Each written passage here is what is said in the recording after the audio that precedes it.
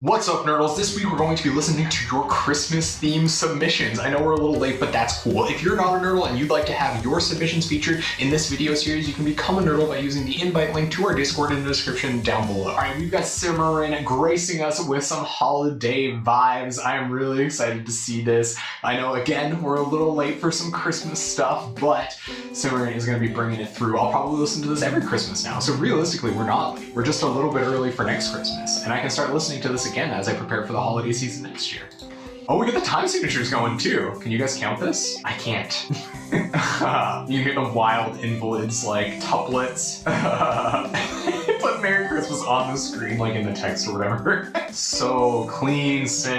And see those covers that they've got highlighted right there in the thumbnails for their stuff? Do not miss out on those. Their Invalids covers are clean. They're perfect. And Invalids is like a totally virtuous band. So yeah, Sim, killing it as always, my dude. Thank you very much for some Christmas vibes. I hope you had an excellent holiday, everybody out there. All right, we have an exclusive hashtag Nerdle content Christmas song. I know that we're a little late for the holidays, but I'm really excited to hear this. If you want it, then you have to be a member of our Discord, and you can download it in the hashtag Nerdle content channel. Let's hear how the Nerdles celebrate the holidays musically. It's a little mopey, but I can kind of anticipate that. What song is this? What is this, like a cover of a Christmas song? It's so strange. I think this is interpretive Christmas. This is how you experience Christmas, and that is neat. It almost reminds me of those like 90s alternative tunes, 90s alternative Christmas. Some well-planned modulation going on there, some chords that don't necessarily want to be in the harmony. Christmas can be a dissonant time for most of us, you know? Sometimes I'm like around a lot of people for a really long time, and like all told, that's an incredibly dissonant thing for my personality. Even so, coming out the end, we're having some nice peaceful moments, and I like that, because it can't always be all bad and chaotic, even at Christmas time.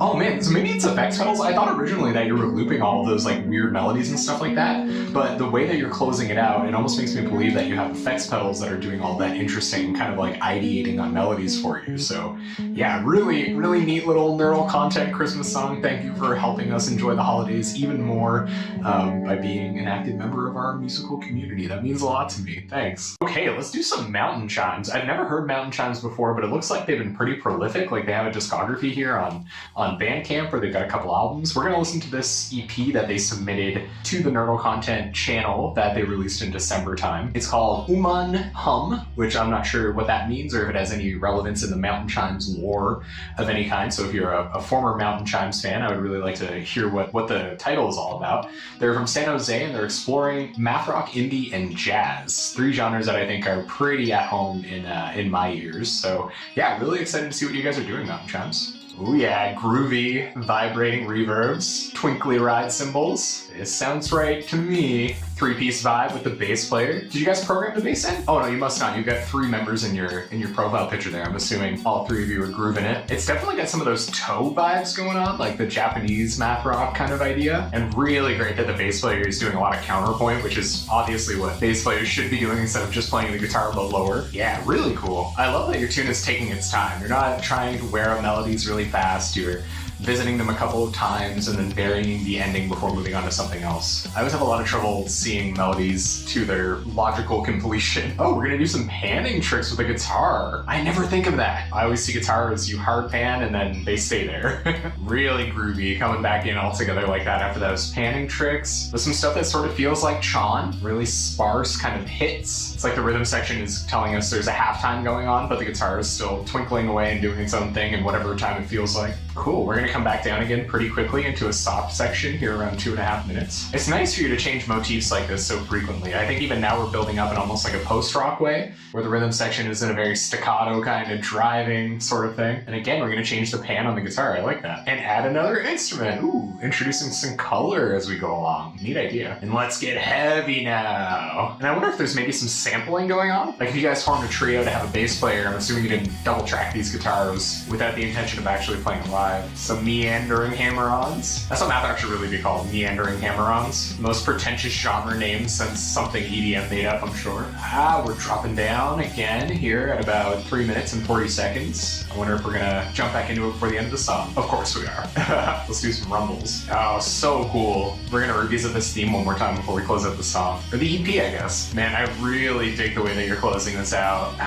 Not giving us very much time to get ready and then just dropping us on our heads at the end there. Ooh, very nice. Yeah, I think it's super cool that you just do a whole EP in one track. I think that makes a lot of sense with the way that people consume music nowadays. You might only have people on the hook for one track in their streaming service, whatever, Spotify, SoundCloud, and that service might only recommend one thing for someone to listen to, so why not just have everything packaged together? And obviously it's a lot of different ideas in this song. I think a lot of bands would split them up into separate tracks, but it's cool how you're just like, whole EP, 5 minutes, pack it all on there.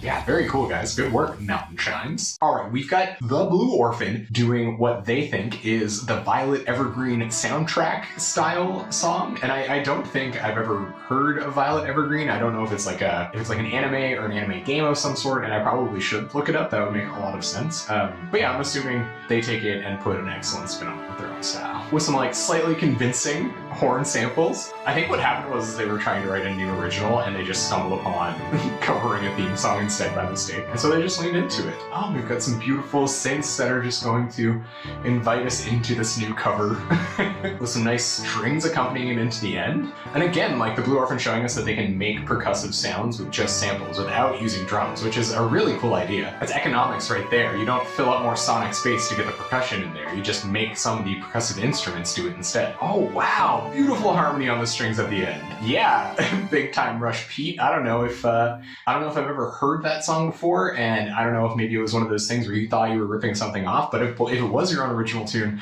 kudos, because the thing that you did with the harmonies with the strings at the end is something that I wouldn't even think of how to start. So yeah, congrats. Really interesting tune. As always, I'm not surprised. This is one of my favorite pieces of content to review. This is from Shane, who is Sharito Flate in, I don't know, I'm probably pronouncing that wrong, in our Discord. And this is the result of a collab between them and Mikey, another one of our Discord members. And seeing two community members work together on something to, you know, take recommendations and then improve their art, like that is why I'm out here. Like, I think that is so terrific, and I'm just so proud to be a part of it at all. Like I'm just incidental in this. When Nurture and myself get removed from the equation and people are just creating for the sake of creating in our atmosphere, like that's, I don't know, man, that's incredible, and I want my life to just be full of that forever. So thanks, Shane. Really groovy riff, man. I feel like we're all just massive Chom fans and that we should just listen to Chom together all the time. So now somebody just has to take this guitar track and remix it with bass. I'm thinking like Lugosi or somebody like that, like put some break beats underneath it, and we've got a banging track right there. Lo-fi-ify it somehow and put it on Spotify, 1 million streams, done for. No, all told, Shane, it's getting really groovy, man. I'm excited to hear that you might be putting this into a more full song, and it's really great that you're showing us your stuff. Thank you so much. Let's listen to some Blue Orphan doing a guitar part for Banks, who is a UK musician with hundreds of thousands of followers that I didn't know about, which is super cool. I think that fact that the music landscape has artists with so many followers that are still unknown to me is, yeah, super interesting. The Blue Orphan's guitar part here, just gorgeous for the track. And they post stuff like this all the time on their Instagram. I absolutely recommend that you follow them. You can see down the new posts by them or whatever that's going on over there. I really hope Banks finds this and compliments you on it, Blue Orphan, because it's groovy. I'm digging it too. Radical, man. Good work. I'm just realizing that you look a little bit like Nullberry in some ways. Maybe not. Maybe I'm crazy. But yeah, rad Blue Orphan. You know I love your stuff. I think Banks should use this guitar part for the original recording of this tune and for future recordings, obviously. Thank you so much for watching the whole video. Don't forget, you can become a nerdle and get your music shared on these videos by clicking on the Discord invite link in the description down below. I would love to hear and share your music. If you want to watch any of the submissions that were made on YouTube, you can do so by finding the Nerdle content playlist also in the description down below. However, keep in mind that some things are submitted directly to the hashtag Nerdle content channel in our Discord, and that's the only place where you can get them. I really hope to see you there. It is my mission to make sure that everyone who has art to share gets that art seen or heard. Thanks again for watching, and I can't wait to talk to you again soon.